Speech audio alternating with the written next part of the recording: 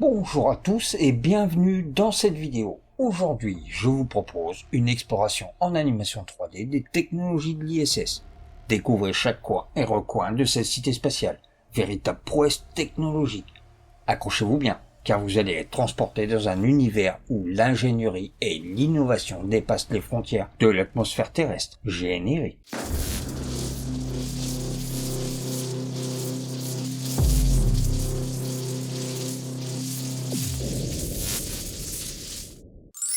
Penchons-nous ensemble sur ces systèmes. Un réseau complexe de modules interconnectés, de laboratoires de pointe et de quartiers d'habitation pour les astronautes. Depuis les modules russes et américains jusqu'aux laboratoires européens et japonais.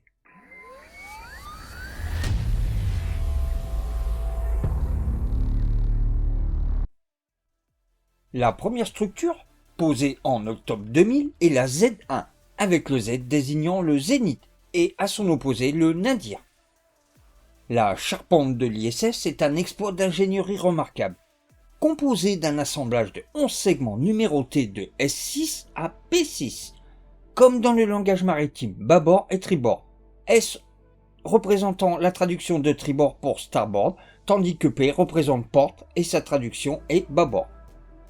Cette convention permet une organisation efficace dans la station, assurant un fonctionnement fluide et cohérent des opérations à bord. Cette structure robuste est fabriquée en aluminium 6061.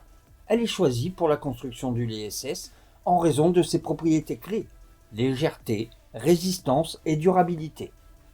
Sa légèreté permet de réduire la masse totale de la station spatiale. Sa résistance lui permet de supporter les charges importantes à laquelle elle est soumise. Et sa durabilité assure sa longévité dans les conditions spatiales extrêmes. Cet aluminium est un alliage comprenant 0,6% de silicium, 1% de magnésium, 0,2% de chrome, 0,28% de cuivre et 97,9% d'aluminium. Cet alliage est formable, soudable, etc. Et n'est pas que présent dans les peaux structurelles, vous le verrez bien plus tard. Cette charpente forme l'ossature de l'ISS, reliant les différents modules ainsi que les nœuds de connexion essentiels pour relier les composants de la station et les supports comme les panneaux solaires fournissant une source d'énergie vitale, les radiateurs et d'autres éléments externes. Cela permet la réalisation d'expériences scientifiques et technologiques dans l'espace, comme les refroidisseurs, qui sont des éléments cruciaux de l'ISS, car cette station spatiale produit une quantité considérable de chaleur qui doit être régulée dans le vide spatial. La structure en aluminium renforcée et tous les composants de la station sont spécialement conçus pour résister aux rigueurs de l'espace, y compris les chocs thermiques extrêmes. Avec des températures oscillant entre moins 120 degrés à l'ombre à plus 150 degrés au soleil, la régulation de la température à l'intérieur de l'ISS constitue un défi de taille. Pourtant, malgré ces conditions extrêmes, l'équipage maintient une température intérieure confortable, comprise entre 21 et 23 degrés. Cela nécessite un système de régulation thermique sophistiqué, combinant des dispositifs de chauffage et de refroidissement pour garantir un environnement habitable pour les astronautes. Cette prouesse technologique permet à l'ISS de servir de foyer tempéré dans le vide glacial de l'espace. De plus, la charpente sert de support pour le passage des câbles électriques, du réseau de refroidissement, contribuant ainsi au bon fonctionnement de l'ensemble du système.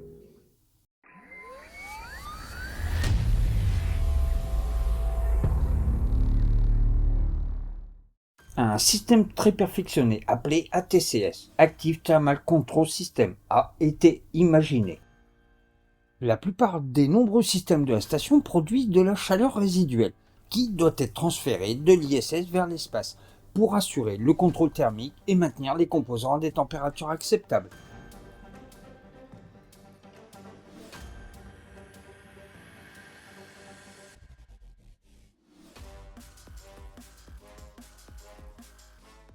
L'ATCS comprend le système de contrôle thermique actif interne, appelé IATCS.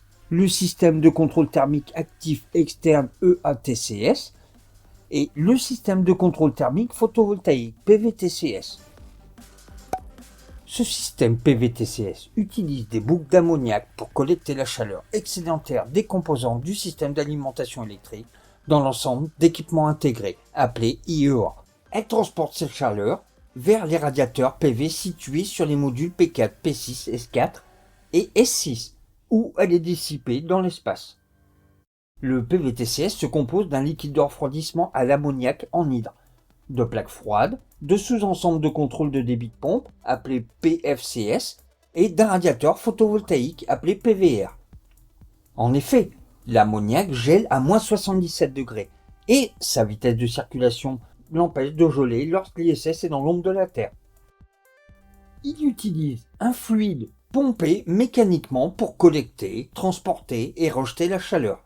L'ammoniac chauffé circule à travers de grands radiateurs situés à l'extérieur de la station, libérant la chaleur par rayonnement dans l'espace.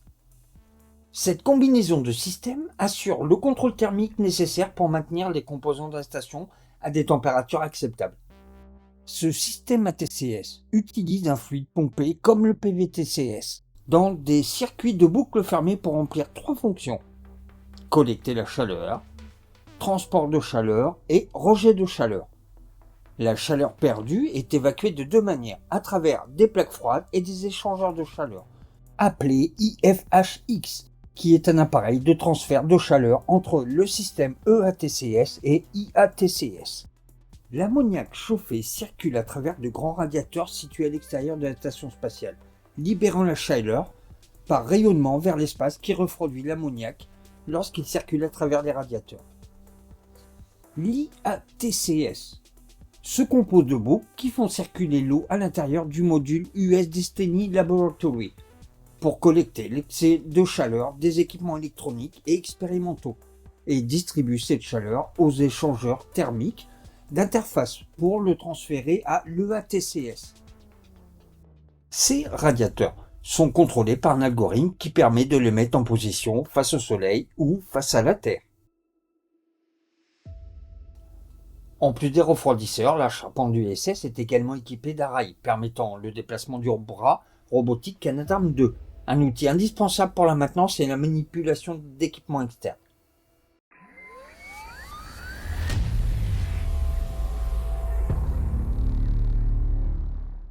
Le bras Canadarm2 est un instrument essentiel à bord de l'ISS, capable de se déplacer sur toute la structure de la station, grâce à de multiples points d'amarrage répartis stratégiquement, appelés Power Data Grep Feature. Il s'agit d'un bras robotique articulé qui permet aux astronautes d'effectuer une variété de tâches dans l'espace, comme la manipulation de charge. Il peut déplacer des objets massifs, comme des modules spatiaux et des expériences scientifiques autour de l'ISS. Il peut également capturer des vaisseaux spatiaux approchant, comme le Cygnus 20 vaisseau cargo. Il sert de plateforme stable pour les astronautes lors de sorties spatiales. Cela leur permet d'effectuer des travaux de réparation et de maintenance à l'extérieur de l'ISS, sans avoir à se déplacer manuellement. Ses caractéristiques. Il est composé de 19 couches de fibres de carbone thermoplastique à haute résistance. Ce matériau est à la fois léger et solide, ce qui est essentiel pour un bras robotique qui doit fonctionner dans l'espace. Le bras comporte 7 articulations motorisées qui lui permettent de bouger dans tous les sens. L'extrémité du Canadarm2 est munie d'un effecteur, appelé aussi main. L'effecteur situé à chaque extrémité permet au bras de saisir et de manipuler des objets. Il est alimenté en électricité par les panneaux solaires de l'ISS. Ses caractéristiques techniques sont d'une longueur de 17,60 m dépliée, d'un diamètre de 35 cm et d'une masse de 1800 kg, avec une capacité de charge allant jusqu'à 116 000 kg. Pour sa manipulation, il est aidé par 4 caméras. 2 caméras situées sur les coudes et 2 autres situées aux extrémités des effecteurs. Il peut être contrôlé dans la station à 2 endroits différents, dans Cupola et le module Destiny, par les astronautes ou au sol avec les ingénieurs. Chaque station de travail compte 2 jeux de joystick, le contrôleur manuel de rotation RHC et le contrôleur manuel de translation THC, un panneau de contrôle et d'affichage appelé DCP et un ordinateur portable, un PCS. Plus des caméras situées en divers endroits de la station. Grâce à ce bras, l'ISS peut effectuer une multitude de missions spatiales avec précision et fiabilité, même loin de la station.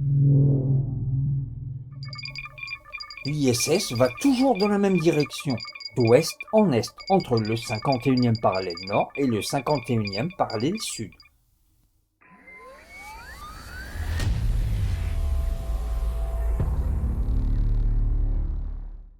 Actuellement, pour ravitailler l'ISS, il y a le SpaceX avec le Cargo Dragon et Northrop Grumman pour le Cygnus du côté américain. Progress du côté russe et côté Japon, nous avons le HTV-4 avec dernièrement 5 tonnes de matériel envoyé.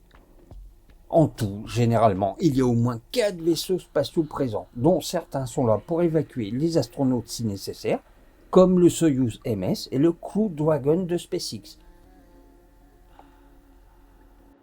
Et bientôt, espérons-le, après un lancement qui a échoué en mai 2024, le vaisseau de Boeing, le Starliner CST-100, viendra transporter, évacuer et ravitailler les astronautes à bord du ISS.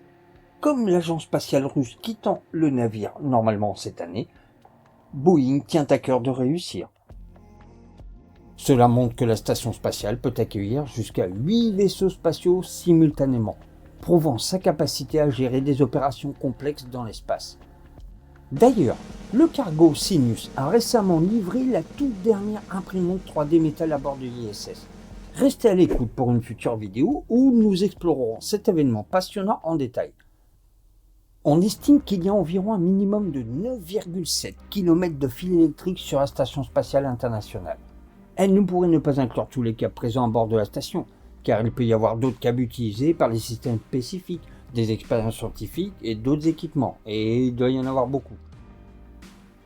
Plus de 20 charges utiles de recherche différentes peuvent être hébergées simultanément à l'extérieur de la station, notamment des équipements de détection de la Terre, des charges utiles, des sciences, des matériaux, des expériences physiques, des particules, comme le spectromètre magnétique Alpha 02, et bien plus.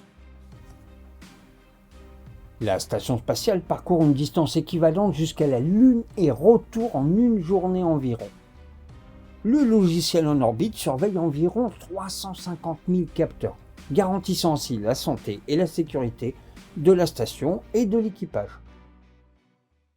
Abonnez-vous dès maintenant pour rester à la pointe des technologies et des dernières avancées de la Station spatiale internationale. Si vous avez des questions ou des commentaires, n'hésitez pas à les partager. À très bientôt pour de nouvelles vidéos passionnantes. Merci d'avoir visionné cette vidéo sur les incroyables technologies qui font de l'ISS une prouesse d'ingénierie. À très bientôt.